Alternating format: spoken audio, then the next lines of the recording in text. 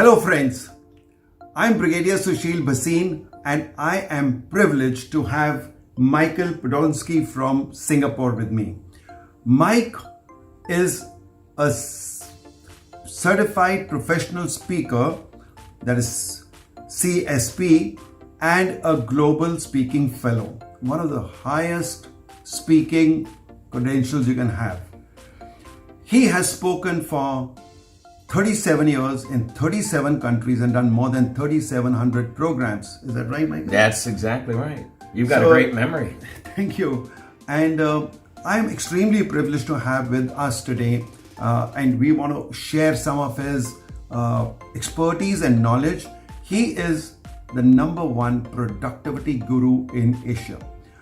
And what he really does is he helps organizations increase their profits, reduce their expenses, and boost their productivity. Now, with the speciality that he has and expertise, I feel that he is the right person to also help me in increasing the productivity of time, which is the subject of my book called $1 Million Second.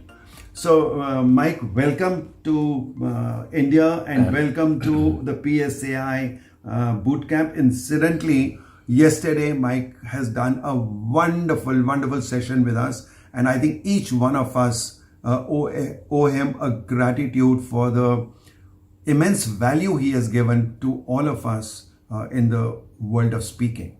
Thank you, Sushil. It was an honor to be there. A great group of professionals. And they were fun too, yeah. Yeah, so thank you very much for that. So,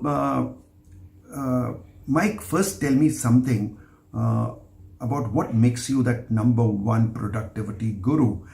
So some of those of your productivity secrets that you tell people. Okay, and let's be clear here. There isn't any ranking within Asia who's #1. So I just want to be clear about that. I am a productivity guru in Asia, and I have a lot of clients, over 770 clients that would be able to testify that they've had success with what I do. But the things that we teach are simple to implement. And one of the key elements is making sure people understand the value of their time. Most people don't. And Sushil here just taught me something that I hadn't thought about, is multiplying a boss's time out by every employee, and that's how many hours this boss has to work with, and has to make sure they get the total. I like that connection. To start with, understanding the nature of time. Alan Lakin started the time management industry 45 years ago. And Dr. Alan Lakin said very simply, and he had a pure definition of time. And time is life. Absolutely. Time is life. If you understand that, you're giving time to people every day. Can I have 5 minutes of your time? Can I have 20 minutes of your time? Can I have, so child say, can I have 16 minutes? This is my life. When you give 5 minutes to somebody who doesn't deserve it, that's 5 minutes of your life you gave away. Think about where you give your life away, and who you give it to whom you give it to. You are giving your life away to people maybe that don't deserve it. On the other hand, boss asks you to do an important project. Oh no, I don't want to do that.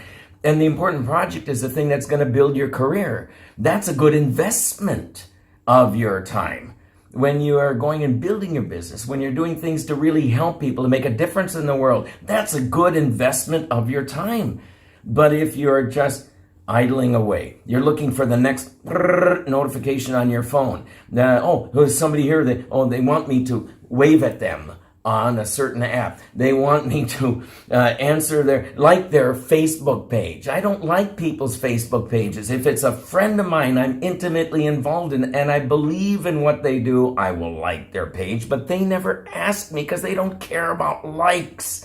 They care about changing people's lives. They don't have their egos built up in how many likes you got, how many views you got. They have their Ego's intact, knowing that they help the people that they serve. The richest person in the world is the one who serves the most number of people. Is Bill Gates rich? Big time rich, right? Now question, how many of you watching this video have any Microsoft software in your computer or phone? Just about everybody. Just about everybody in the planet who is in the first or second world has property that includes Microsoft software. Yeah. See, the richest person is the one who serves the most people. So you want to be good at serving everyone. You want to realize the value of your life is to invest that life into something worthwhile, not to squander it. Yes, there are times that you want to take just a lay on the beach vacation and you need the downtime. Yes, we got to get 8 hours of sleep because that rejuvenates the body, rejuvenates the mind, jump starts our immune systems and helps us be better and more productive on the job. You just can't work nonstop around the clock perpetually. You've got to realize investing your time in the right activities at the right time is really what's going to boost productivity and make the greatest difference in your life. Yeah, so I'm very happy that you're using this term investment. See, in my book also I say about don't spend time, invest time, because when you spend time, it's gone. It is like exhausted. Yeah. But when you say invest, you start looking at a return. Now look at the return I am getting out of the time I'm investing with you. Because there is quality time that we are spending together and probably exchanging ideas which boost up each other's knowledge, ideas, whatever. So, and now the people who invest their time in watching this video, what would they get a return? Well, I hope you get some good return in this. I gave you Alan Laken's definition of time. It's life, and that's important. I'll give you one of my definitions, almost pure. It's 2 words. Time management is productivity control. If you cannot manage your time, you will not have control over your productivity. But if you can use your time productively, it's a wonderful, game-changing behavior to develop. Let's say for your productivity control, your time management, you decide to buy a brand new iPhone 10 or a brand new Samsung or Galaxy, whatever, and you get this expensive handphone, and then you fill it with video games. You fill it with videos of things you shouldn't be watching. You fill it with all kinds of nonsense, and you have it on all the time so that notifications determine whether you look and respond to your phone. Instead of you controlling it, I'll look at my phone at this time, at this time, at this time.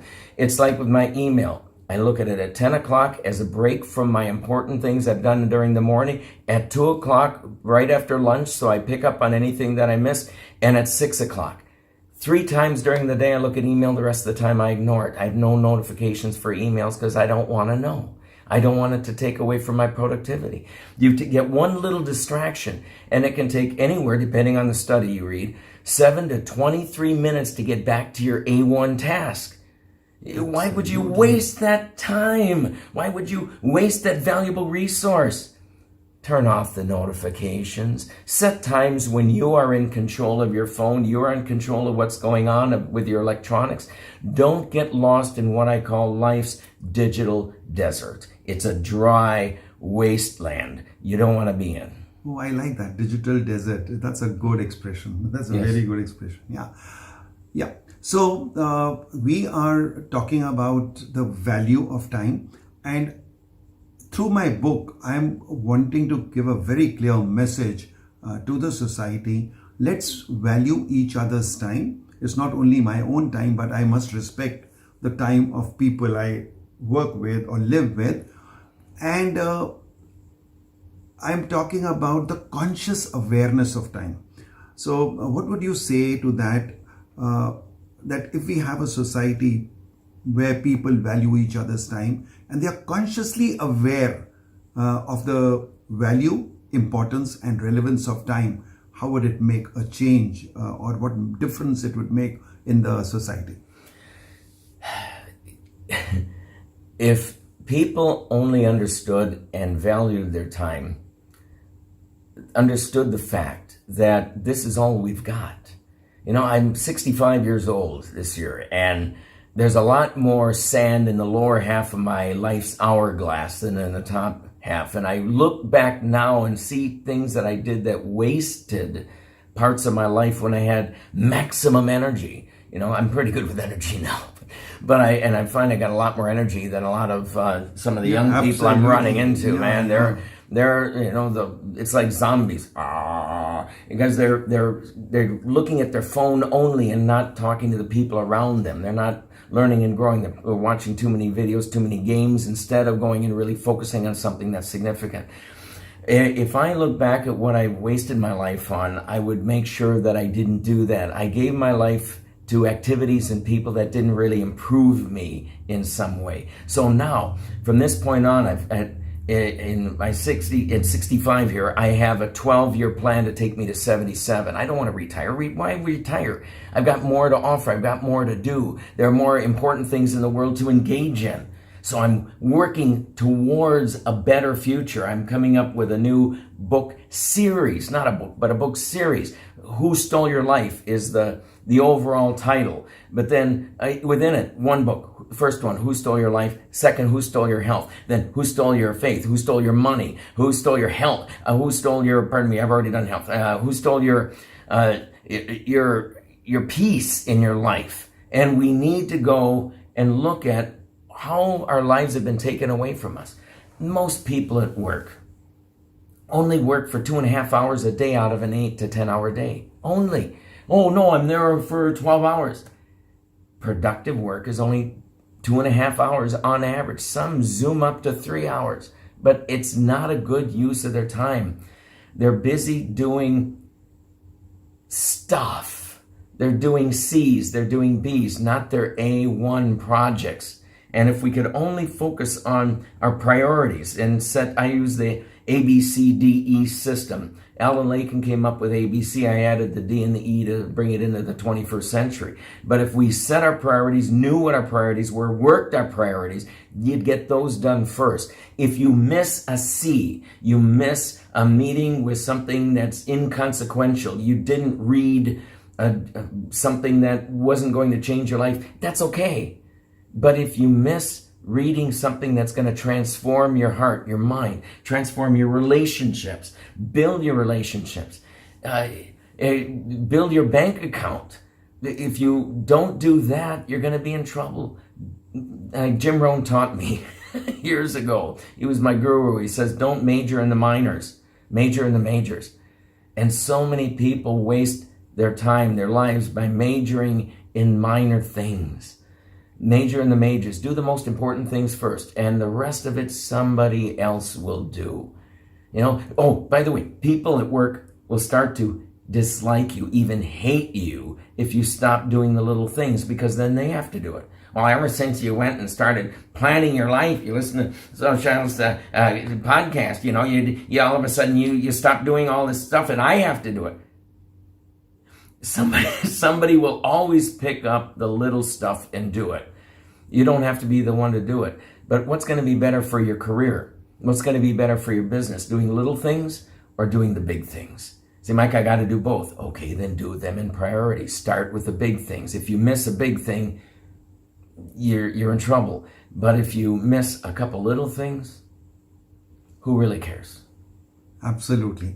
So, Mike, you said you're 65 and I'm 68. My senior. Okay. And I say that the rest of my life is going to be the best of my life. Yes. And I'm working towards it. So just like you made a 12 years plan, I've got a 10 years plan. And there is so much to do in those 10 years. And just like what you said, when you look back at your life, which has gone by, there's so much that you missed out on. And that's what I'm focusing on. Whatever I wanted to do in life and I couldn't do it, I want to do it now. Because I heard this nurse in a hospice saying that on the deathbed, I saw thousands of people die, and on the deathbed, nobody ever said, I wish I had more money. But everyone said, I wish I had more time. Yeah. So here I'm talking about time investment, and time investment, like we were just discussing, you may like to go and chill for half an hour with a friend of yours. Perfectly fine, because then you are getting the return, and the return is my relaxation, my rejuvenation. But if I go and have a cup of coffee with a friend who is so negative, and he's only talking to me about how his boss is not good and his wife is not good and his life is not good, I mean, he brings in negativity, and I'm very unhappy in that half an hour. But another half an hour it takes me to come back to my mood to do another work. So we want to spend and invest our time with people who matter. And the latest term I heard from a guy called Sam Cawthon was proximity is power. Be around with people whom you can pick up some good things in life. It may not be just business, it may not be money related, it may not be productivity from the work point of view, but it is productivity in your quality of life. Yes. That you may pick up a good idea. You may you like you said, I just picked up a very good idea and have written it down, and I think that's your gift to my wife, because I'm going to do what you have done for your bride. Study her. I'm going to do that. Yeah, what you study, we get them interested in. So now, that's not the what I have picked up from you for my speaker's assignments or for my professional thing, but I have picked up something from you in this short time on my personal life, that I will be able to improve the relationship I have with my wife when I start studying her. Yeah. Good idea. Good for you. And thank you very much. I'm impressed. Yeah, and that's a very good gift you have given to me without realizing. This man keeps growing and learning. He practices what he preaches. So trust me, I can tell. So thank you very much. I want to ask you as a final question, what would your message to people be who are watching this video, particularly related to productivity and time? Well, I mentioned that time management is productivity control. Start to really look at your day and where you're investing your life. And this is a tip I picked up from Alan Lake, and was to keep, and almost every time management guru, have a record of where you spend your time during the week. And this is how many hours are you in the toilet? How many hours are you in front of the TV? How many hours are you on YouTube? How many hours are you on WhatsApp? How many hours are you in doing whatever? And once you know where your time is going, it's easier to make changes. And he always recommended to do it for a full week, because 1 week is pretty much the same as the next week, but your Monday may not be nearly the same as your Friday or your Sunday. But I'm asking you to do it for at least 1 day, because most people won't even do it for that. But for 1 day, track at work where you're putting your time. How many interruptions do you get? How many people come here and steal your life away from you? Because when they're taking your time, they're taking your life. And really begin to value that life. It's such a precious gift. And make sure you do invest with people that build you up, help you grow. Spending time with this man, he's one of these people, walks into the room and the room lights up because of his energy, because of his positive attitude. Some people light up the room when they walk in. Others light up the room when they leave. You want to avoid those people. And make sure that what you're doing is going to be helping you in life. Read the right books and constantly read. Bill Gates has read over 1,000 books. So guess what? There's a lesson in that. Every billionaire that I know of and have been reading about, Warren Buffett he says 80%, but it estimates closer to 90% of his time researching, reading. Whatever's new on finance, whatever's new. And how does he become the world's greatest financier? Well, guess what? He keeps reading, keeps researching. I keep reading. I try to follow the 5-hour rule. Read 5 hours a week in something that can help develop you. And 5 hours is nothing. It's nothing, but it's an important step forward in your career development. Thank you very much, Mike. I think that was very useful, and I'm sure that will add a lot of value to everyone who's watching. Here is my book, the first book, called Design Your Life. So I would be very, very happy for you to accept this gift. And autograph too. Wow, that's fantastic. Thank you. Thank you very much. And a small little thought pad, I call it. Which is again to save time, so that any fleeting idea that comes to your mind, you capture it here. So people now do it on the phone, but this is the old thought. Very good. You know, the world's first, or America's first trillionaire was a guy by the name of I just spaced out. I'm having a senior moment. John D. Rockefeller. And he was the first one to make $1 billion. And in today's money, it would be $1 trillion. And one of the things he did right from the beginning, when he was an accountant for $22 a month, he had a little booklet, and he'd write down every time he gave some money away. And right from the beginning, he gave 10 to 15% of his money away to somebody else, charity, to church, to somebody who needed it. And when he died, he only left $36 million for his heirs, because he hired a guy to full-time give away his money, because he couldn't give it away as fast as he was making it. And still the legacy of the Rockefeller Foundation and all the rest has been lasting ever since.